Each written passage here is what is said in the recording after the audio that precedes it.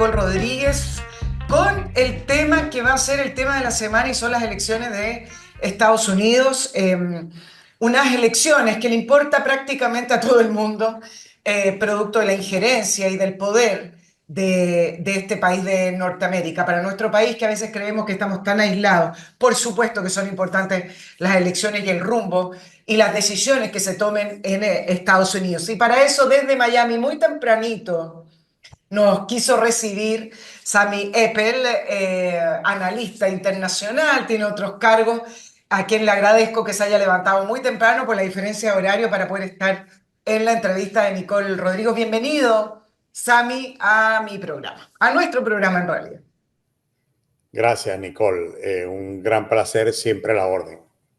Sí, ahí tenemos una especie de desfase con el audio, Sami, a lo mejor porque estás con audífono, no lo sé, pero mientras tanto a lo mejor lo puedes revisar. Yo voy a recordar tres cosas muy cortitas para que no me reten, en que el preámbulo es muy largo. Patreon, muy necesario que nos sigan apoyando a través de esa plataforma, con la suma de todos sus aportes que podemos levantar este programa semana a semana, un programa semanal que comenzó con esta idea de hacer un periodismo sin una pauta, un periodismo independiente, que no me digan, se puede entrevistar a esta persona y a esta no, aquí no ocurre eso. Bueno, ya llevamos más de 2 años muy agradecidos, pero necesitamos que sigan los aportes a través de Patreon, convenza, motive a otras personas a que aporten al programa. Así como aporta Mastercook Casinos, que es esta concesión de casinos de alimentación con una especialidad fabulosa, que es la cocina transparente, esta cocina que se ve mientras preparan los alimentos y además con una grata atención. En Mastercook se han preocupado que sus casinos no sean una lata ir a almorzar a la hora de almuerzo, o los servicios de alimentación que tengan su oficina o su empresa, con esa especie de mala cara que tienen a veces para atender en los casinos, y el olor a cloro. Son dos cosas que yo recuerdo, de varios casinos en los que yo he tenido que estar. Bueno, Master Cook se ha preocupado de hacer una diferencia y parte por aquello, y además con su propósito de que usted en su oficina, en su empresa, almuerce como en casa. Ventas@mastercook.cl o www.mastercook.cl. También les recuerdo de Oxibiota. A propósito de Miami, donde está Sami, bueno, Oxibiota es un producto que se elabora en Estados Unidos, es en un laboratorio donde se desarrolló esta tecnología natural 100% efectiva para eliminar los malos olores. En este sobre que yo siempre les muestro, vienen varios sobrecitos que usted los diluye en agua, y esas soluciones donde se utiliza en el lugar donde está saliendo, donde está emanando el mal olor. Pueden ser alcantarillas, cocina, baños, jardines, por ejemplo, con un pulverizador, edificios que a veces tienen este mal olor que no saben de dónde viene. Pero ¿qué es lo que hace Oxibiota? Que es la parte interesante. No esconde el mal olor, no lo camufla, como cuando uno prende velita o abre las ventanas, mata las bacterias que producen mal olor, y eso finalmente termina con su problema. Oxibiota se compra en la página web www.oxibiota.cl y usted lo pide a la dirección que lo necesita. Ecológico y seguro también para la piel y su salud. Sami, nos vamos al tema que nos convoca, que son las elecciones de Estados Unidos. Producto de los tiempos, se dicen muchas cosas y todo es bastante exagerado también, pero quiero saber tu opinión, quiero saber tu mirada como analista serio que eres, Asami. Esta es una de las elecciones más trascendentales de Estados Unidos con respecto a elegir a su presidente número 47, ¿o está exagerando la prensa? Mira, ciertamente, Nicole, este es, yo diría, y he presenciado varias ya, y he tenido que cubrir varias, esta es la elección más trascendental en los últimos tiempos, eh, pero por razones muy interesantes y diferentes. Por ejemplo, aquí estamos viendo candidaturas que se han ido a los extremos, cosa que nunca es buena. Normalmente Estados Unidos había tenido candidatos y ha tenido muchísimos candidatos, pero en verdad la mayoría de los candidatos en su parte política, económica, en su parte social, hasta en su parte de política exterior, se parecían bastante. Había cierta, o sea, la política americana continuaba muchas veces a pesar de quién fuese el presidente. Ahora se está presentando una situación totalmente diferente, donde se le está presentando al público norteamericano dos visiones diferentes del futuro de los Estados Unidos. Y entonces eso es problemático porque crea confusión en el votante, y yo lo he estado viendo, que hay gente que hasta el día de hoy, casi el 50% no ha votado todavía, porque aquí se vota muchas veces por adelantado. Mira, más del 50% no ha votado, y muchos de los que con los que yo he hablado todavía al día de ayer no estaban seguros. Eso es muy difícil. Claro. El 5 de noviembre, este 5 de noviembre termina la votación, pero están desde el 11 de septiembre votando en ese voto adelantado, que ya te voy a preguntar porque yo tengo una duda con el voto adelantado, pero cuéntame, ¿cuáles son esas dos visiones? Yo sigo la línea de lo que tú nos estás explicando, Sami, y evidentemente en el pasado, cuando se hablaban de los candidatos norteamericanos a la presidencia, salvo esos descolgados, siempre hay algunos independientes que se presentan. Pero de los dos bloques más importantes, demócratas y republicanos, uno decía, ¿cuál es la diferencia? Bueno, el demócrata quiere subir un poco más los impuestos y el republicano los quiere bajar. Y hasta ahí llegaba el análisis con respecto a la mirada. Pero hoy me dice, no, hay una mirada distinta. ¿Cuál es la mirada distinta? ¿En qué se diferencia? ¿Qué es lo que miran los demócratas y qué es lo que miran los republicanos? Mira, para ponerlo sencillo, porque a mí me gusta la sencillez, yo no quiero enredar las cosas para confundir aún más a la gente. Si lo ponemos de manera muy sencilla, los demócratas quieren más gobierno Más y los estable. republicanos quieren menos gobierno. Entonces, esta es la principal diferencia, y es una diferencia tremenda, donde por lo que se ve, los demócratas quieren crecer la burocracia, quieren crecer el control sobre el país y sobre la ciudadanía, y por otro lado, los republicanos están del otro lado, dicen, no, lo que necesitamos es menos complicación, menos reglamentos, más libertad individual. Entonces, esto está creando esta polarización, y yo creo que esa es la gran diferencia. Sami, ahora explícame lo siguiente. Si es que los demócratas están mirando una sociedad más restrictiva en ese sentido, más burócrata, con un Estado más grande, quizás con menos libertades, ¿cómo es que Trump, siendo republicano, con una mirada de mayores libertades a la sociedad, con un Estado más pequeño, se convierte en un peligro para la democracia y no una mirada más restrictiva desde la mirada demócrata? ¿Cómo es que entonces el peligro está en Trump o los republicanos y no en los demócratas? Perdón, Mira, el peligro levantado por la prensa y el peligro levantado también por los demócratas. claro, Claro.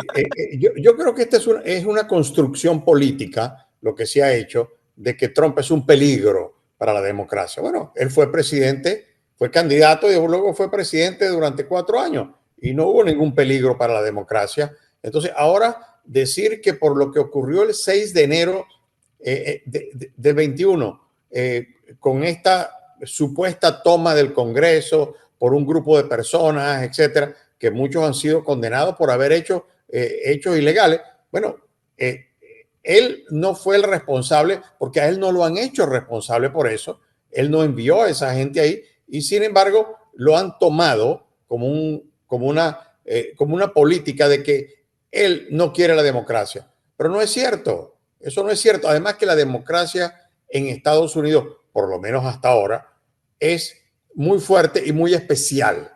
Es una democracia que no existe en otra parte del mundo, porque aquí hay un dicho, y es cierto. Los que hacemos análisis aquí adentro del país nos damos cuenta, hay un dicho americano muy sabio que dice, all politics is local. O sea, toda la política es local. Y correcto, cuando tú vas a votar aquí, no estás votando por un presidente solamente.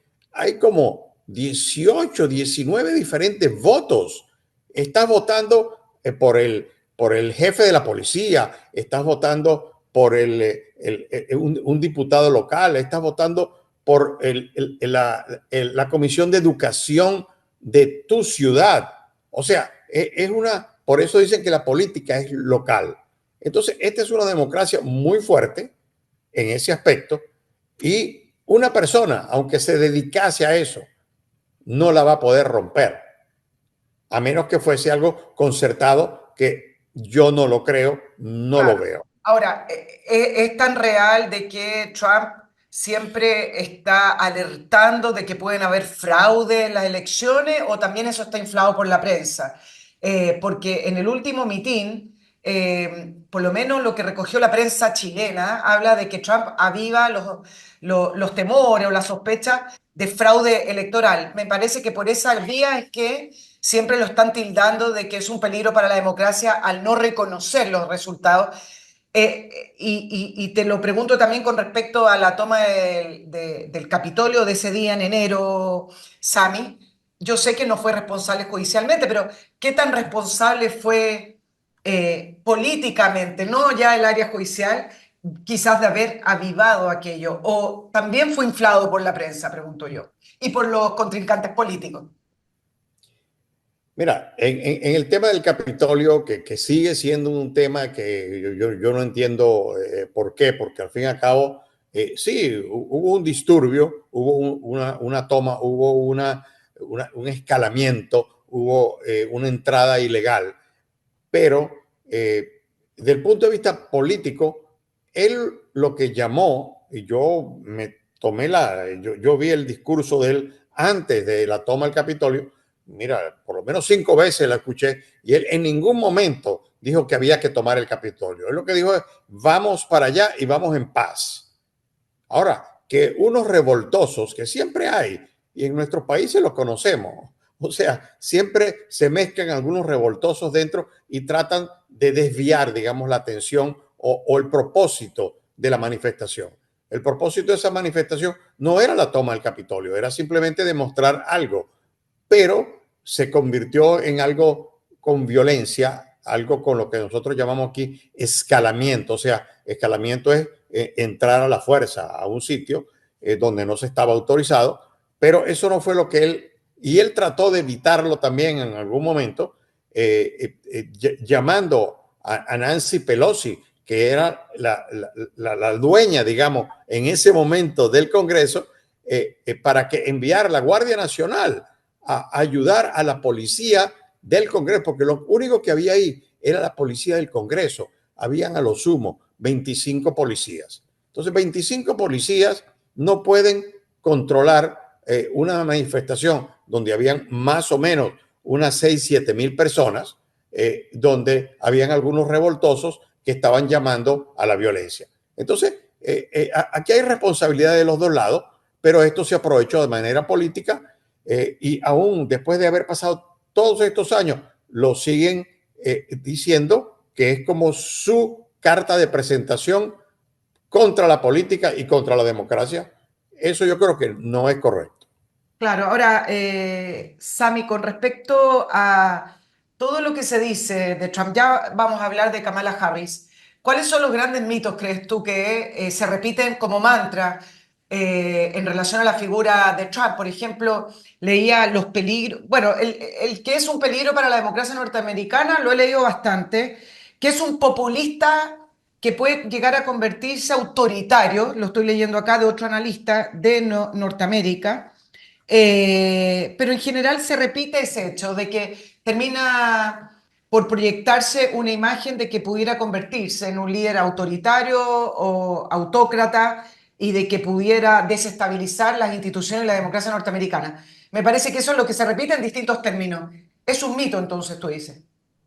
Mira, definitivamente Trump es un hombre fuerte, pero es un hombre fuerte en su carácter porque él viene del mundo empresarial, él no viene del mundo político. El mundo político, Nicole, como todos conocemos, es negociación, es arreglo, a Sí. veces cosas debajo de la mesa, amenaza, etcétera. En cambio, en el mundo digamos, en el mundo de los negocios, el líder, el dueño del negocio, toma decisiones. A veces se equivoca, a veces no, pero son decisiones necesarias para que el negocio funcione. Bueno, en este caso el negocio eran los Estados Unidos o son los Estados Unidos, un negocio muy importante, obviamente, y simplemente él es un líder fuerte que toma decisiones que no las, digamos, cuando algo no tiene una solución rápida, él la toma y dice, ¿sabe qué? Yo sí la voy a decidir. Fue a hablar con Norcorea, fue a hablar con Putin, cuando sus asesores le dijeron, mire, esto es muy complicado, esto es muy difícil. Él dice, ¿saben qué? Yo voy a ir a hablar con ese señor a ver si arreglo el problema. Es otra visión de la manera, pero no quiere decir que sea una mala visión, simplemente es diferente a la política tradicional. Sería un personaje incorrecto, quizás, que se salta algunos pasos de la diplomacia tradicional o de la política tradicional y actúa independiente a aquello, sin conocer a veces los códigos, me parece, en los que funciona el poder y las instituciones. Quizás por ahí va un poco más, Sami, ¿no? Sí, sí, sí, él definitivamente es ese tipo de persona, pero el hecho de que él tenga otra composición, digamos, política diferente a la del político tradicional, no quiere decir que él sea un antipolítica o que él sea un antidemocracia o que sea un antilibertad y que sea un dictador. Eso, yo no lo veo bien eso porque entonces se está usando tropos, se están usando libelos, que yo sé que la política es así, o sea, el insulto, la descalificación, eso es algo casi normal, desgraciadamente, en la política, pero se ha usado de una manera muy, yo diría que muy virulenta en contra de Trump, y eso no me parece lo correcto. Claro, ahora hablemos de Kamala Harris, esta candidata que surge después del fracaso del debate de Biden, en la cual también tenemos todo lo contrario. Es una candidata que habla más bonito, que llama a la unidad, pero a la vez también le tira y dice adjetivos bastante duros en contra de su contrincante. Lo que pasa es que tiene otro modo, sonríe, la forma también es importante en política, Sami, ¿no? Pero ¿qué podemos decir de Kamala Harris? Porque pareciera ser que todo el mal está concentrado en Trump y al otro lado tenemos la vereda de la santa Kamala Harris. Lo digo desde el punto de vista de la prensa, ¿eh? Yo sé que en política la interna es distinto, pero ¿qué me puedes decir con respecto al tratamiento del liderazgo de Kamala Harris y también la campaña que hizo? Mira, el problema con Kamala Harris es que Kamala Harris nunca ejerció el liderazgo. O sea, Kamala Harris también es una construcción política donde el Partido Demócrata decide en algún momento y con buenas razones de que Biden era un mal candidato y lo comprobamos todos cuando vimos el debate con Trump, donde él fue simplemente donde él se autodestruyó. Entonces, pero eso estaba casi como planificado. Y entonces, en vez de hacer una, digamos, una elección interna del partido para buscar un candidato, simplemente automáticamente se nombra a Kamala Harris. No hay elección primaria, no hay una convención donde se vota a favor de ella, sino simplemente hay una designación de un candidato. Eso es poco democrático también, porque el hecho de que ella haya sido vicepresidenta no quiere decir que ella automáticamente tiene que ser la candidata. Aquí normalmente hay un proceso que todos los partidos lo han respetado. El Partido Demócrata no lo respetó esta vez, sino simplemente levantó la voz y dijo, la candidata es ella. Bueno, ¿y por qué? Pero habían otros candidatos, había otra gente que quería hacer, presentar su candidatura, pero nada de eso se pudo hacer supuestamente porque no había tiempo, porque ya era muy tarde, Claro. porque había que hacerlo. Ahora, ¿están obligados los partidos a hacer esas primarias en esa proclamación que después hacen en la convención de cada partido o no es obligatorio legalmente que hagan primarias y pueden hacer lo que hicieron, digamos, a elegir a otra candidata a dedo después de algunas reuniones? Mira, sí, pero no es lo correcto. O sea, no es lo que se ha usado en este país. En este país, por más de 200 años, los partidos han hecho primarias. O sea, se convirtió en una costumbre democrática o en una costumbre política hacer primarias. Es más, aquí se hacen primarias hasta para elegir al jefe de la policía. Sí. Entonces, local, no nacional, aquí local, donde yo vivo en Miami, se hacen primarias. ¿Para qué? Para que la población, eh, sea de su partido o del otro partido, se entere de las diferentes ofertas que hay y tome una decisión otra vez democrática. La elección de Kamala no fue democrática, pero es la candidata y es como dicen, es lo que hay. Entonces, Con dime. respecto, Sami, con respecto a la visión de país, que yo creo que es el fondo del tema, ¿qué ha pasado con los demócratas? ¿Tienen una visión más, hablemos de conceptos tradicionales, más socialistas de la sociedad? Los demócratas en Estados Unidos fueron más hacia la izquierda de las posturas políticas tradicionales y los republicanos a su vez reaccionaron poniéndose más hacia la derecha o los republicanos quedaron donde estaban y fueron los demócratas que están mirando una sociedad más restrictiva y con políticas sociales que son más bien políticas de una mirada socialista de un país. Mira, definitivamente la mirada del Partido Demócrata hoy en día es una mirada socialista. Definitivamente. Y esto llama mucho la atención, porque entonces aquí se ha visto un cambio, yo diría, tectónico en la manera de ver la política, donde de pronto el partido del pueblo es el partido republicano y el partido de las élites, de las grandes empresas, de los artistas de cine, de los influencers, resulta que es el Partido Demócrata. Esto ha cambiado. Entonces, yo creo que esto lo que augura es un cambio en la sociedad que va a surgir, espero que surja, de la confusión que se ha creado precisamente por este cambio que hubo en los dos partidos políticos. Creo que ahí perdí un poquito el audio, Sami. Estabas terminando la frase, pero no te la alcanzé a escuchar.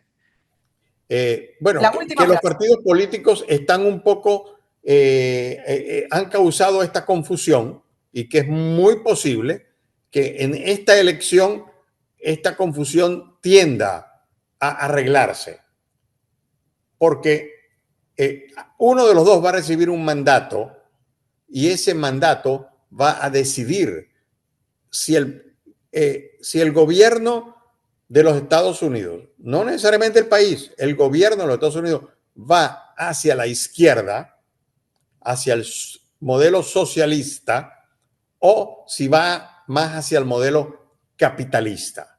No es menor, viniendo del país más poderoso del mundo y del país cuyo emblema siempre fue luchar por la democracia y cuando entraba a otros países, la famosa injerencia norteamericana, siempre era con la bandera de llevar la democracia. No es menor el hecho de que hoy internamente existe una disputa de este tipo, de esta naturaleza. Es sorprendente cómo entraron algunas ideas. Sami, ¿cómo entraron esas ideas al Partido Demócrata? Se fue dando? Uno siempre recuerda a algunos congresistas demócratas que vienen hace mucho tiempo con ideas muy socialistas, pero de alguna manera fue capturado el Partido Demócrata con esa mirada. ¿Cómo fue que se dio en el país donde defienden la democracia y la libertad de las personas? Mira, esto se dio desde hace muchísimo tiempo con la inserción digamos, de lo que llaman el marxismo cultural en en la parte, en la política, pero estaba como resguardado en las universidades, en los centros de pensamiento y no aparecía como tal. Pero con esta nueva camada de, digamos, de demócratas, nos damos cuenta de que hay un cambio muy grande hacia el socialismo, que no se había dado antes. Lo llamo el marxismo cultural porque lo que está ocurriendo es, por ejemplo, la irrupción de un personaje que yo lo considero nefasto para la política americana, como por ejemplo como Bernie Sanders. Pero Bernie Sanders, era minoría, Sammy, cuando Bernie Sanders, que además tiene 83 muy, años, lleva mucho tiempo con esa idea, mucho, y una minoría mínima. mínima, pero pareciera ser que las ideas fueron calando. Claro, exacto, exactamente. Él logró algo de verdad espectacular desde el punto de vista político, que es teniendo una influencia minúscula del punto de vista político, porque estamos hablando de un comunista convencido. O sea, Bernie Sanders, digamos, es tan comunista, él tiene derecho, porque al fin y al cabo un país demócrata, que él cuando se casó, él fue a pasar su luna de miel en la Unión Soviética. Claro. O sea, está bien, es lo que él quería. Y él funda en los Estados Unidos un partido que todavía existe, que se llama Socialists of America, o sea, el Partido Socialista Norteamericano. Existe ese partido y tiene hasta una fracción pequeña que empezó con lo que llamaron el Squad, que fueron un grupito de personas que entraron en la política, pero lograron una presencia, digamos, vociferante, suficientemente importante, que en mayo del 2020, y yo sé que no es el tema ahorita, pero es importante, en mayo de 2020, Bernie Sanders y Biden hacen un arreglo de entendimiento y lo firman. Tiene 110 páginas y parece, cuando uno lo lee, parece el manifiesto comunista versión siglo XXI. Entonces, yo cuando lo vi, dije, ¿qué es esto? Bueno, era porque era lo que Biden necesitaba. Ese grupito de personas arrastraba suficiente gente, y creo que lo siguen haciendo hoy en día, para hacer la diferencia en la elección. Ahí se me cortó, Sammy, también, en la última frase. Ay, Bueno, que ellos lograron hacer suficiente, me refiero al grupo de Bernie Sanders, suficiente peso, aunque era pequeño, para hacer la diferencia en en la elección. claro. Y por eso tienen tanto poder. Sami, entonces nos vamos al tema de la campaña de Kamala Harris. Es cierto que detrás de la campaña de Kamala, detrás de la figura de Kamala, es básicamente Obama quien está detrás y es Obama y sus ideas detrás de Kamala Harris, o ese poder no es tan cierto, el de Obama en el Partido Demócrata y sobre Kamala Harris. Mira, el dueño del Partido Demócrata hoy en día se llama Barack Obama. Es, claro. Es el dueño. ¿Por qué? Porque normalmente los expresidentes americanos, para no convertirse en una carga o para no pensar que la gente piense que ellos están influenciando, etcétera, se mudaban de Washington. Y si ves la historia de los Estados Unidos, cada vez que un presidente terminaba su término o no era reelecto, se mudaba a su ciudad, a su sitio. Barack Obama se quedó en Washington. Él se compró una casa en Washington, por cierto, una mansión muy bonita. Yo pasé enfrente hace un par de semanas, pasé por ahí, y él se quedó. Entonces, él viene de Chicago originalmente. Él no tiene vivienda, él no fue para Chicago. Él se quedó en Washington. ¿Por qué? Porque entonces esa casa de él y esa presencia de él se convirtió en una influencia permanente dentro del Partido Demócrata y en la política americana. Entonces, lo que estamos viendo ahora es que el Biden fue prácticamente un Obama 3 y es muy posible que Kamala sea un Obama 4. Sí, algo pasa, Sammy, que tu frase final es justo la que no se escucha. Eh, Bueno, Llegué hasta bueno, ok, Obama 4. debe ser que la censura de prensa que está, me están censurando mis últimas palabras. Las últimas Eh, palabras de Sammy.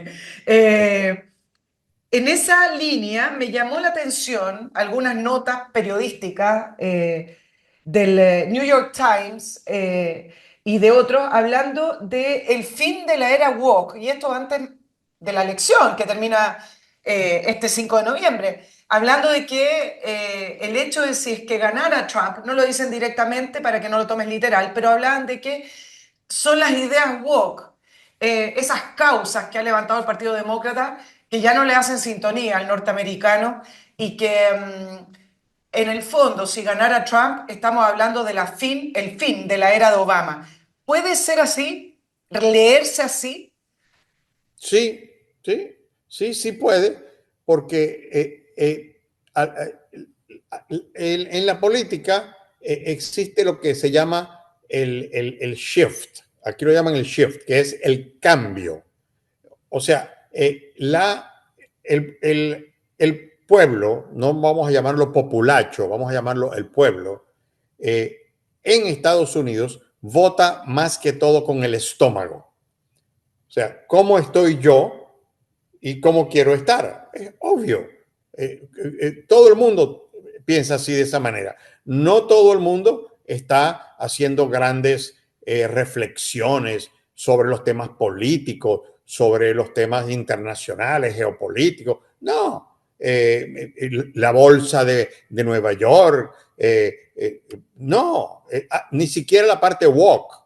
O sea, la gente lo que está es viendo hacia adentro y cómo se siente la gente con cómo está su vida, cómo están educando a sus hijos, si su casa está bien, si tiene un buen trabajo, o sea, si está viendo un futuro.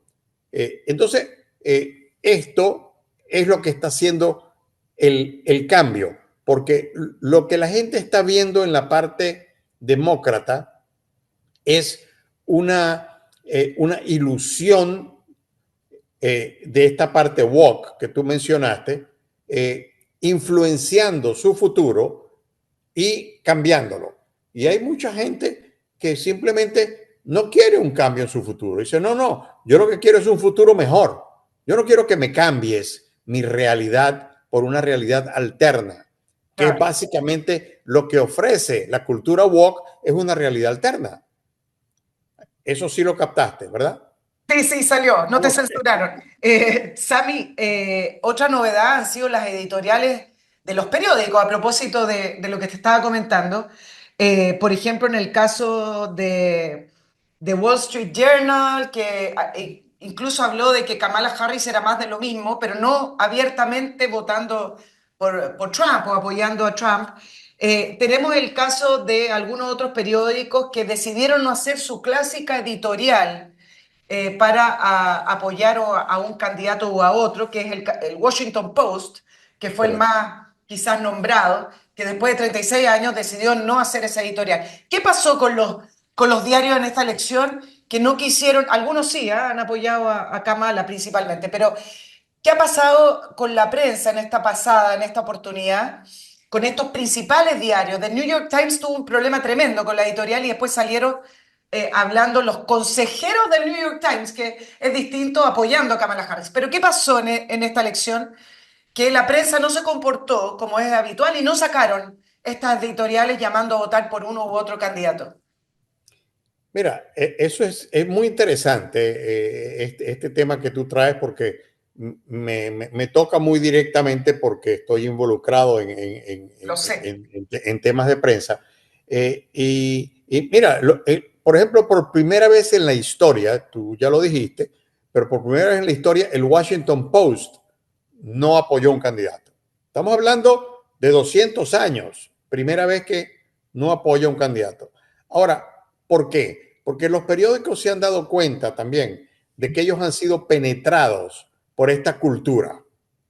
Y hay dentro de los mismos periódicos y de los mismos medios de comunicación, hay lo que llaman aquí en Estados Unidos un pushback, o sea, una resistencia a rendirse a estas nuevas realidades alternas. Y entonces dijeron, mire, no está bien que nosotros, sin haber hecho una crítica constructiva, que no la hicieron con respecto a la ideología que estaba detrás de, por ejemplo, de Kamala Harris. En el lado de Trump no hay ideología. Trump es un pragmatista, ¿ok? No es un ideólogo. En cambio, Kamala es una ideóloga.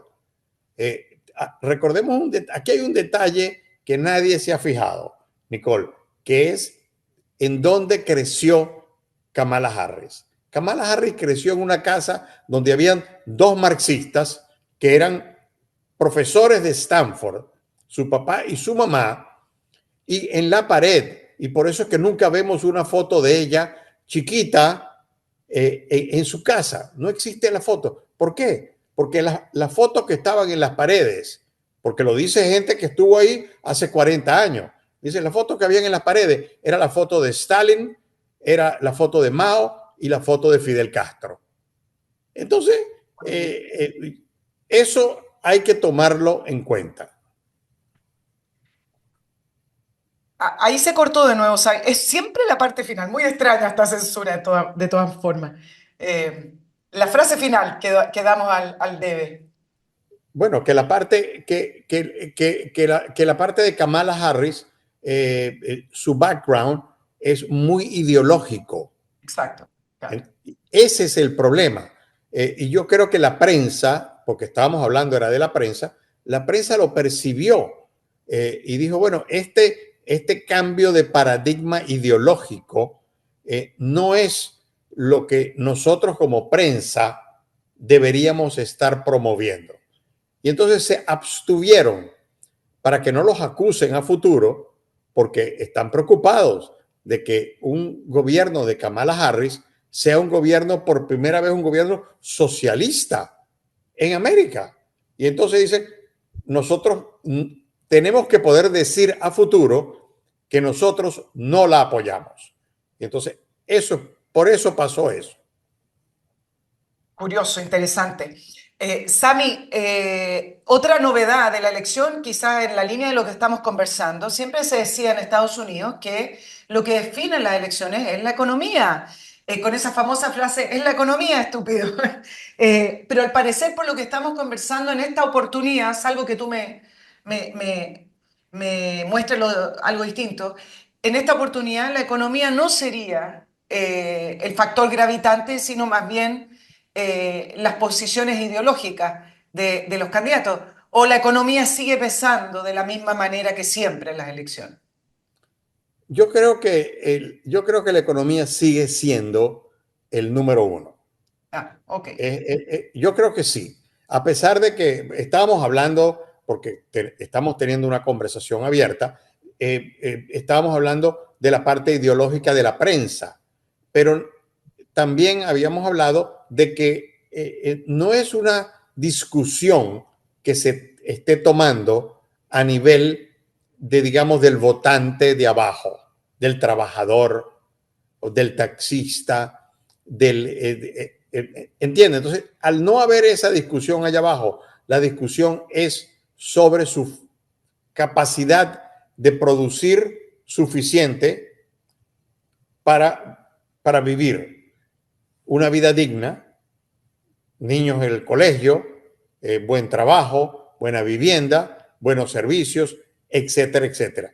Lo que se está viendo, y yo sé que vamos a tomar ese tema en algún instante, el tema de la inmigración. Entonces, muchos americanos están viendo, dicen, momentico, el el inmigrante, que no es inmigrante, porque estamos hablando del que cruza la frontera ilegalmente, entonces recibe beneficios que muchos americanos no reciben. Y eso, mira, a pesar de que hay mucho inmigrante en este país y que muchos estamos, digamos, a favor de la inmigración, pero de la inmigración buena, no de la inmigración abierta, sino la de la inmigración buena, el americano está preocupado de que hay una diferencia en trato. ¿Por qué se trata diferente y se trata mejor a alguien que ilegalmente entró al país que a mi persona que estoy aquí tratando de ganarme la vida? Entonces, eso ha calado del punto de vista y yo creo que va a tener una influencia muy importante en esta elección. Sami, pero a la hora de gobernar, ¿es real que, independiente de los discursos, no es tan distinto lo que hizo Biden con respecto a Trump en relación a la migración, las deportaciones o el intento de controlar la frontera? ¿O efectivamente hay una diferencia en la aplicación de las medidas si es que estuviera Trump en el gobierno versus una Kamala Harris? Te lo digo porque también vi las estadísticas de la época de Obama y hubo más deportaciones que nunca. Entonces, tienen un discurso pro migración, dice bienvenidos todos. El discurso republicano es que hay que controlar la migración, pero a la hora de gobernar, al parecer, no hacen cosas tan distintas. Mira, sí hacen cosas distintas. Lo que pasa es que esos números que estamos viendo, que yo también los he visto con respecto a las deportaciones, resulta que hay más deportaciones porque hubo más entradas ilegales. No. Por eso es que hay más deportaciones. Cuando Trump hubo menos deportaciones, porque él cerró la frontera, él dijo la política esa que llamaron quédate en México, o sea, haz tu papel, etcétera, etcétera. Mira, los Estados Unidos es un país de inmigrantes. Tú ves las colonias que hay acá. Yo he estado viendo los candidatos. Ayer estaba escuchando una candidata de Corea, que nació en Corea y es candidata, ya es representante del Congreso por una pequeña ciudad en California que es coreana. Donde entonces, tenemos y del otro lado tenemos, por ejemplo, a Ilhan Omar esta chica que nació en Somalia y que hoy en día está en el Congreso americano. O sea, son cosas impresionantes que tú normalmente no ves en otros países donde vienen inmigrantes y esos inmigrantes terminan siendo parte del gran gobierno americano y obviamente también del gran sueño americano. Yo creo que la política migratoria hay que arreglarla. Ya una vez la arreglaron, Nicole. En un momento le dieron amnistía a 10 millones de inmigrantes. Se hizo hace veintitantos años. La cosa es que la gente se ha olvidado. Sí. Aquí va a haber que hacer lo mismo y no les va a quedar más remedio. El punto acá que no es muy comprensible, Sami, es por qué favorecería o por qué están a favor en el Partido Demócrata, en el caso de Kamala Harris también, el, esta migración descontrolada, esta migración de política de fronteras abiertas versus un candidato como Trump, el Partido Republicano, decir, pero cerremos la frontera, ¿cómo es que pueden entrar personas descontroladamente? ¿Desde dónde viene esa posición del Partido Demócrata y esa idea? ¿Por qué les favorecería? Yo siempre pienso, bueno, aquí hay votos, aquí hay algo, pero ¿desde dónde viene esa idea de tener una migración de ese tipo? Que parece muy dañina también para las instituciones y para la sociedad norteamericana. Mira, yo creo que el ejemplo que los demócratas tomaron para tratar de implementarlo en el resto del país es California. California, hasta los años 80, era republicano. Era un estado republicano.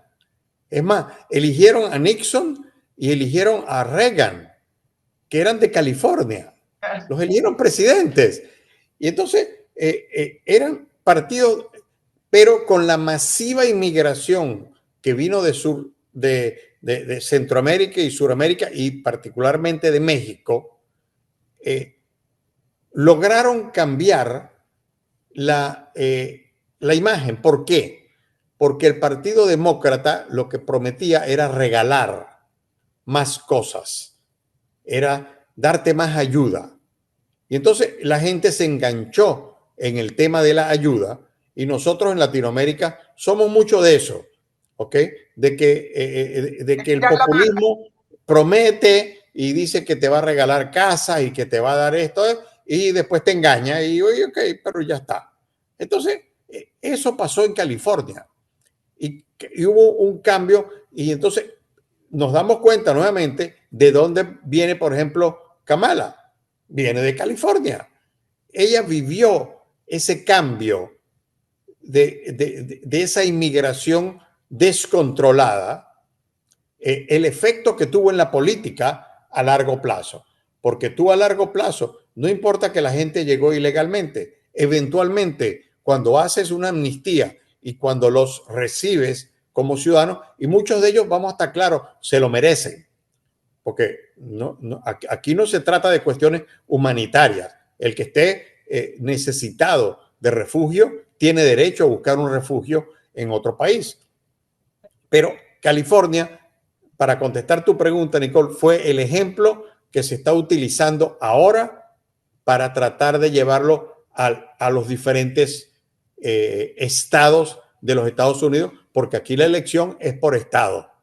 Claro. Ahora, me imagino que puede haber una relación también en esa mirada de el Estado más grande, el Estado que te protege, el Estado que te asiste, y ahí tienen la captura de los inmigrantes que siempre son necesitados del Estado. Entonces empieza a agrandar también la masa necesitada del Estado, y ahí viene toda también ese círculo vicioso de estar dependiendo de un Estado más grande, empieza a agrandarse el Estado. Sami, me quedan muchos temas. ¿Qué pasa con la mirada internacional de los candidatos, en el sentido de que hablamos cuál es el fondo de la competencia electoral local para Estados Unidos, y hemos desarrollado eso? Y entonces la pregunta es, ¿cuál es la diferencia entre un candidato y otro en torno a su mirada internacional en un periodo en que estamos entrando en varios polos conflictivos? Ya tenemos prácticamente dos, tres guerras que se están desarrollando, y las proyecciones de algunos analistas de inteligencia militar es que el 2025 viene muy conflictivo, con mayores probabilidades de guerra. ¿Cuál es la mirada de ambos candidatos? ¿O en política exterior se mantiene esa línea de que Estados Unidos, entre un demócrata y un republicano, es más o menos lo mismo? No, no es lo mismo. Hay una gran diferencia y es muy preocupante porque si lo vamos a ver durante la época de Trump, y esa es una de las cosas que él usa, a lo mejor fue por casualidad. Él dice, durante mi época no hubo guerra. También es interesante. ¿Por qué Rusia entra en Ucrania apenas un mes y medio después que Biden entra en escena? ¿Por qué? Porque lo percibieron como un presidente débil. Yo creo que el mundo, y yo sé que la idea del policía mundial no es una idea bonita, pero los Estados Unidos se tomó para sí, y eso no hay mucho que podamos hacer ahora, algo así como el policía del mundo. Ok, entonces, sí, ¿por qué? Por el poder económico, el poder militar. Si tú puedes proyectar poder político y militar en el mundo entero, entonces tienes un gran poder. En el caso de Trump, él lo hizo. Él proyectó el poder. Lo proyectó contra Rusia, contra China. Lo hizo. Y eso a lo mejor, no estoy seguro, provocó que estos gobiernos o estos regímenes decidiesen no hacer guerra. Pero ahorita estamos en otra situación. Mira lo que ocurrió, por ejemplo, con con Rusia y Ucrania y lo que está ocurriendo con Irán. Irán recibió unos regalos impresionantes de parte de Biden cuando estaba prácticamente de rodillas. Se descongeló una suma de millones de dólares. Impresionante, Sí. impresionante. ¿Y para qué lo usaron? Ahí lo estamos viendo ahorita para lanzar misiles, para construir bombas atómicas, para crear un centro de irrupción tremenda en el mundo islámico y de dominación en el mundo islámico, porque una vez que Irán tenga la bomba atómica y tenga esta cantidad de misiles para entregar esa bomba atómica a donde ellos quieran, bueno, van a ser la potencia dominante. Y eso no está bien. Y sin embargo, el gobierno de Biden los ha tratado prácticamente con guantes de seda. Entonces, aquí va a haber un cambio. Si gana Trump, va a haber definitivamente un cambio. Y por eso yo creo que se están acelerando muchos de estos conflictos, porque están preocupados de que con Trump estos conflictos, él va a decir, yo voy a terminar. Él lo dijo. Es más, en una de las escuché, dijo, mira, al otro día que yo asuma, yo arreglo el programa de Ucrania. Oye, qué bueno, ojalá. Ojalá. Claro, tú mencionaste lo de Rusia y la invasión a Ucrania y estaba el antecedente del 2014 cuando Putin se anexó Crimea y Obama lo dejó pasar. Muchos dicen que ese avance de Rusia sobre Crimea fue responsabilidad de Obama, que dijo, bueno, dejémoslo porque así lo dejamos contento. Estoy hablándolo en coloquial, se entiende, ¿no? Lo dejamos contento a Putin y no va a querer más, pero al final de cuentas lo tildan de responsable de no haber frenado en su momento oportuno al presidente Putin. Entonces, en esa línea, Sami, te voy a hacer una pregunta incorrecta. Si es que sale Trump, es un líder que es más disuasivo, el resto de los líderes mundiales le teme más a Trump si es que saliera Kamala Harris. Sí, sí. La respuesta es un sí rotundo. Lo vimos como él se comportó, por ejemplo, con los propios socios de la OTAN. Él regañó a los socios de la OTAN, cuando me refiero a Trump, y les dijo, señores, si ustedes no gastan el 2% de su Producto Interno Bruto en defensa, que es a lo que nos habíamos comprometido todos en la OTAN, yo no los voy a ayudar más. El paraguas atómico, el paraguas militar de Estados Unidos no va a funcionar más con ustedes. Y mira, y lo hicieron. Y menos mal que lo hicieron porque están ayudando ahora a Ucrania de manera, todos lo están ayudando porque ven que es un peligro para ellos también. Entonces, lo que hizo Trump en ese aspecto no fue malo. Sí, fue un líder duro, los regañó, a lo mejor los ofendió también, pero logró el resultado que se quería. Entonces, la idea aquí es, queremos alguien que simplemente le quiera caer bien a todo el mundo en el mundo entero y ser muy popular, o que no le importe ser impopular, pero lograr resultados. Esa es la diferencia. Claro, ahí también Sami se cortó, no sé por qué, la última frase es la última que no sale, capaz que sea la No, frase tranquila, decidora. no te preocupes.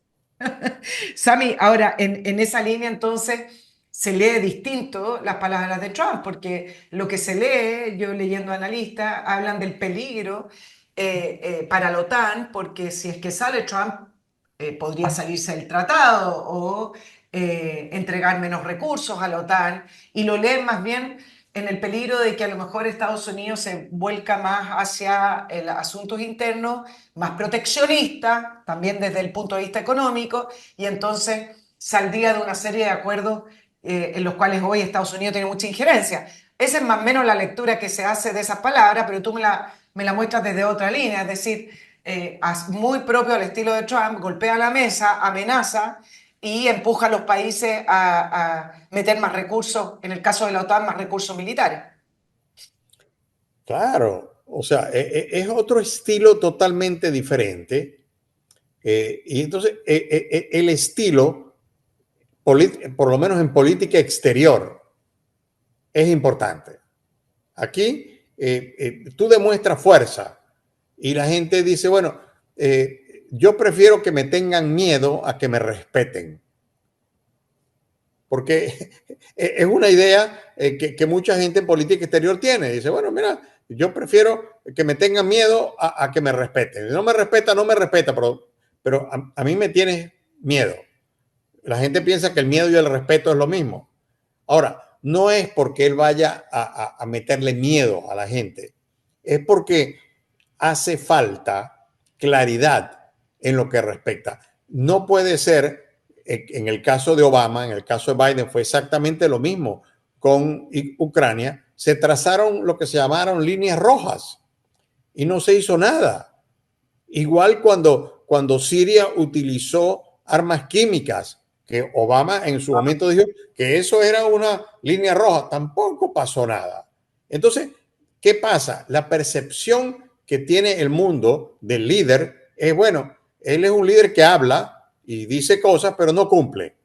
En cambio, con Trump hay que tener cuidado, porque parece un loco, pero es capaz de hacer las cosas. Entonces, eso cambia la ecuación.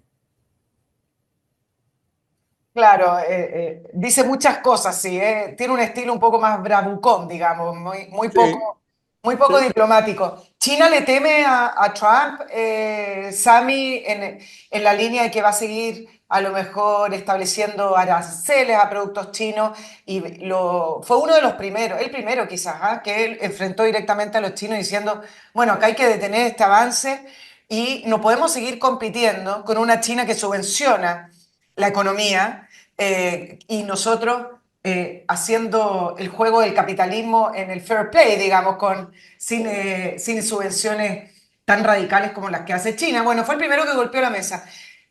La relación de China con Estados Unidos, en el caso de una u otro candidato, Sami, ¿cambia en algo? Porque Biden continuó más o menos con la política de aranceles y la política hacia China que comenzó Donald Trump.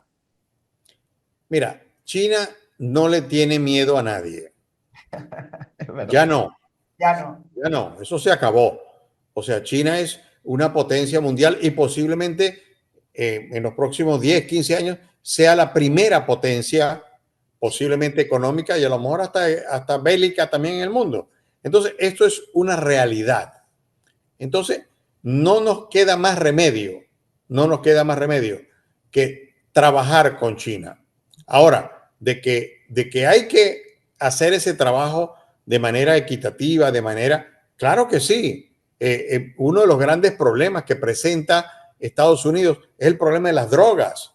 Y resulta que las drogas, por ejemplo, el fentanil o el fentanilo, que está entrando vía México y que está matando 100,000 jóvenes americanos al año, viene de China.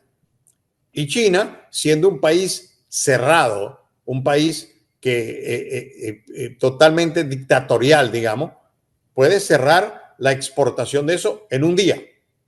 O sea, son cosas que se pueden exigirle a China y China no tiene la excusa que puede tener un país americano o un país europeo democrático. Es decir, bueno, pero es que tenemos que ir al Congreso o tenemos que hacer un consenso. No, no, no. En China, Xi Jinping es el que decide.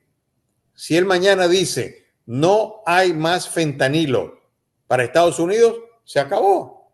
Entonces, y eso es lo que quiere Trump hacer. Él dice, yo con ese señor, como él es el que decide, yo voy a ir directamente a hablar con él y vamos a decidir los problemas. Bueno, a lo mejor esa es la manera de hacerlo.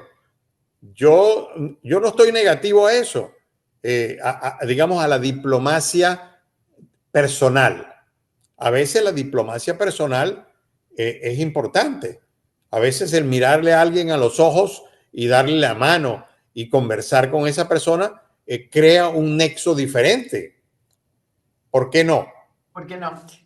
Dos cositas, tenemos tantos temas, ¿sabes? Se nos está yendo el tiempo, pero yo les recuerdo a nuestros auditores, antes de ir haciendo una proyección de quién gana las elecciones, les recuerdo sobre Aros Lavanda, que a mí me fascinan, porque tienes el acceso a joyería de fantasía, lo que significa que es más económica que joyas de oro o joyas de brillante, pero Aros Lavanda se preocupa de ser joyas de autor, con diseño y además con materias primas de alta calidad, como los que hoy estoy luciendo, pero tengo mucho más acá. Me llevó un paquetito para que ustedes se den cuenta de los aros que acá se diseñan. Y la diferencia con el resto de la billutería, como se hizo la fantasía, es que muchas veces las mujeres sabemos, compramos algo en un local y está el mismo en la calle y está el mismo en el otro local, porque, bueno, tú sabes, Sami, que acá llega toda la importación china. Aros que además empiezan a salir los tornillos, las piedras esas falsas, un desastre. Y no son tan bonitos tampoco. Bueno, Aros Lavanda lo que te entrega al final de cuentas es un diseño exclusivo, pero asequible y aros de calidad. Ya viene diciembre, usted tiene que empezar a organizar las compras, un estrés tremendo. Póngase en contacto en www.aroslavanda.cl o en Instagram, aros.lavanda. Va a poder ver todos los diseños que a mí me fascinan, acá hay otro, y poder comprar y que le llegue a su casa. Sami, dos cositas para hacer una proyección. Siempre se habla el voto latino, el voto negro, el voto de las mujeres. ¿Está tan parcelado el voto? ¿Se puede hablar del voto latino a esta altura? Hablar del voto latino es un voto heterogéneo, lo mismo que el voto de los negros, si es que se puede decir negro, de la gente de color, políticamente correcto, o de las mujeres. Me parece que son grupos muy grandes que tienen un voto bastante heterogéneo y no se puede hablar en bloque de ellos, ¿no? No se puede hablar en bloque. Primero que sería, yo diría, casi racista decir que bueno, que aunque no está muy lejos de la realidad. Por ejemplo, los demócratas piensan que ellos son dueños del voto negro. Es decir, el voto negro no hay problema, nosotros lo tenemos. Yo no creo que sea así. Yo creo que eso ha cambiado, igual que el tema del voto latino. El voto latino es un voto conservador. Yo no voy a decir que es un voto socialista o un voto capitalista, no, es un voto conservador. Los latinos, los hispanos, en general somos conservadores. Queremos conservar nuestro trabajo, nuestra familia, nuestra forma de ser, la educación de nuestros hijos. Tenemos ideas conservadoras. Entonces, yo creo que por ahí el voto hispano o el voto latino, como lo llaman, puede ayudar a Trump en esto.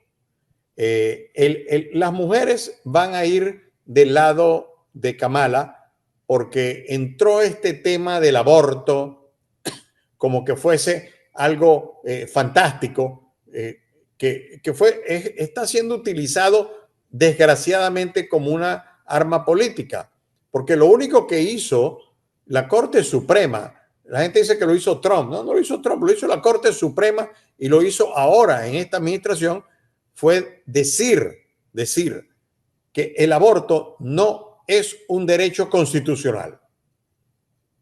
No es un derecho constitucional, no es ilegal, no dice que es ilegal, dice que no es un derecho constitucional y que le pertenece a cada uno de los estados. Recordemos que Estados Unidos no es una democracia como tal, es una república Claro. que tiene 50 países, que son los que forman los Estados Unidos. Entonces, lo que dijo con respecto a esto fue, cada estado tiene que hacer su propia regla, igual que hace su propia currículum de educación, igual que hace sus propias leyes de seguridad, las hace cada estado. La tiene que hacer también con este aspecto, pero se lo vendieron, digamos, a las mujeres y en efecto el tema del aborto va a ayudar a Kamala. Entonces, hay cambios en cada uno digamos, de los grupos de votantes, pero que no los podemos juntar a todos y decir, no, es que todos son manipulables. No. Dime. Sami, otro análisis que se hace son de los estados claves. Siempre la prensa y los analistas apuntan a estos estados clave y si se gana tal o cual estado, tiene ganada la elección. Claro, es evidente cuando uno ve los números de electores que entrega algunos estados, como Pensilvania, que entrega 19, o Carolina del Norte 16, es un número alto. Efectivamente, la elección pasa por esto, serán unos 6 estados claves o no necesariamente. Sí, sí pasa por los estados clave, porque precisamente por el tema de la polarización, ya hay prácticamente de los 50 estados, ya hay 10 que se puede decir, perdón, ya hay 40 que están decididos. Entonces ya puedes adjudicar los votos electorales de cada uno de esos, pero les hace falta los 5, 6 o 7 estados que son los que deciden la elección al final. Y entonces, sí, eso es parte, digamos, del sistema que yo lo llamaría un sistema democrático fantástico, ¿okay? Porque se le da poder a los estados pequeños con poca población a que también tengan que escuchar su voz. No son simplemente eliminados, porque si simplemente la elección fuese cambiada de otra manera, decir, bueno, ¿por qué no votan en Estados Unidos simplemente como todo el mundo? Que al final todo el mundo vota y el que saca más votos ganó. ¿Por qué? Porque entonces los candidatos lo que tendrían que hacer es campaña en 5 o 6 ciudades grandes y con Claro. eso ganan. Entonces, esto los obliga a tomar en cuenta al pequeño. Me refiero a los estados más pequeños. Sami, ¿se puede hacer una proyección este 5 de noviembre, ya que comenzó la elección anticipada el 11 de septiembre? ¿Podemos hacer una proyección? ¿Se sabe algo de los resultados para poder tener una idea de quién va a ganar esta elección presidencial? Mira, es muy difícil, pero como estamos en el día de la elección, yo creo que vale la pena hacerla. Yo te voy a dar un número. Trump, 285 votos electorales. Mira, te estás tirando alto. Anótalo, anótalo ahí. Lo voy a anotar porque, bueno, para la gente que nos está escuchando, son 538 votos, ¿cierto? Eh, Hacen y, falta 270 para ser electo. exacto, Exacto. 270 y tú le estás proyectando a Trump 280 para anotarlo bien. 5. 285. ¿Cuánto obtuvo la primera elección, Sami? Él ganó por 3 votos electorales. Él sacó 274 contra 267, 268. O sea, fue cerrado, muy cerrado. Muy cerrado. Todos recordamos la votación de Bush contra Al Gore, que ganó también ahí 271 versus 266, 5 votos electorales, muy Sí, cerrado también. No es primera vez que sería una elección cerrada. sí, pero yo creo que aquí se puede estar dando, claro, como analista me puedo estar equivocando, yo normalmente me equivoco en la mitad de las veces, pero si voy 50-50, bueno, tengo un averaje razonable desde el punto de vista de análisis. Pero viendo lo que está ocurriendo, eh, yo creo que el ganador, claro, esto es una especie, Nicole, de, de, de test de inteligencia nacional. O sea, es como que le hicieron un test de IQ a todo el país entero y vamos a ir a ver qué sale de acá. No quiere decir con eso que los que voten por un lado o por el otro sean menos inteligentes. Lo que quiere decir es que estamos buscando un voto inteligente basado en cosas verdaderas, no en promesas. O sea, Trump no tiene que prometer nada. Él ya fue presidente y hizo aparentemente, por lo menos, si le preguntas a la gente dice, hizo un buen trabajo. Entonces, si hizo un buen trabajo, ¿por qué va a hacer un mal trabajo ahora? En cambio, la que es una incógnita es Kamala. Entonces, la gente va a ir por algo que, digamos, consideran seguro contra algo que puede ser, eh, como llaman aquí, wishful thinking. Vamos a tratar de imaginarnos otra realidad, otro Estados Unidos, porque eso es lo que ella promete. Y mira, yo creo que Trump se equivocó en el debate con ella.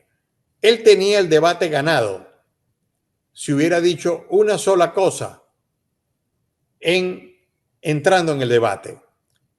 Y no lo dijo al final, que es, señora, usted está prometiendo una serie de cosas, pero usted está en el gobierno y no lo ha hecho. Si usted está prometiendo esto, todavía le quedan 6 meses más. ¿Por qué no lo hace ahora? Porque hay que esperar a la elección para que usted pueda cumplir sus promesas. Él hizo eso al final, cuando ya había perdido el debate. Él hubiera hecho eso cuando empezó el debate, entonces hubiera cambiado el tono del debate a su favor. No lo hizo. Bueno, el problema es que Trump es Trump. Él es impredecible y eso a lo mejor, desde el punto de vista internacional, es importante, porque alguien que es predecible, los líderes internacionales no lo respetan porque dicen, no, yo sé exactamente lo que va a pasar. Con Trump están preocupados. Dicen, wow, no sabemos qué va a pasar por aquí, por allá. Entonces, eso en política internacional, yo entiendo que política interna, a lo mejor eso no es bueno, pero en política exterior sí lo es. Sammy, repíteme tu última frase que se nos fue también el audio y así podemos... Que, bueno, que en política interior, la, digamos, la inconsistencia, la no claridad puede ser un problema, pero en política externa, el no ser predecible sí es importante. Sami Eppel, analista internacional desde Miami, lo despertaba, no sé si la gente se dio cuenta, pero cuando empezamos la entrevista no había salido el sol. Ahora salió todo el sol, te pudiste ver el amanecer, Sami, con nosotros. Muchas gracias por estar por primera vez en la entrevista de Nicole Rodríguez desde Chile y anoté ahí tu proyección de resultado para esta importante elección del país más poderoso del mundo y su presidente o presidenta, según tu proyección, presidente. Sami, que tenga un muy buen día, me imagino con mucho trabajo allá en Miami. Ciertamente, Nicole, mucho trabajo el día de hoy y bueno, estaremos pendientes, obviamente, de lo que vaya a pasar, los resultados a partir de las 7 de la noche de Estados Unidos y esperamos tener un resultado hoy y que no sea un resultado demorado, pero yo creo que cuando los estados de esta parte, digamos, Pensilvania, Carolina, Georgia, entren, ya se va a saber más o menos el resultado final y se pueden hacer proyecciones. De todas maneras, muchísimas gracias, Nicole, y como de costumbre, ha sido un gran placer, siempre a tu orden. Bueno, espero tenerte más adelante para lo que viene, que en un mundo caliente, en un mundo con distintos polos de conflicto y que uno puede proyectar que vienen más. No solo el Medio Oriente, sino que también una China que se está preparando, una China que está haciendo ejercicios militares cada vez con mayor frecuencia en torno a la isla de Taiwán, una Corea del Norte que quiso entrar en Ucrania y que además declara a Corea del Sur hostil. Son tiempos complejos, son tiempos para líderes para grandes líderes. Veamos si van a estar a la altura. Sami Eppel, muchas gracias. Te veo más adelante. Que tenga un buen día. Chao, chao. Gracias, hasta luego. Les recuerdo a nuestros auditores Patreon y el mail del programa, nicolperiodistachile@gmail.com. Me escriben allí para contactarse con nosotros, con la producción y para que se anime a poner su empresa o su marca con nosotros. Chao, chao.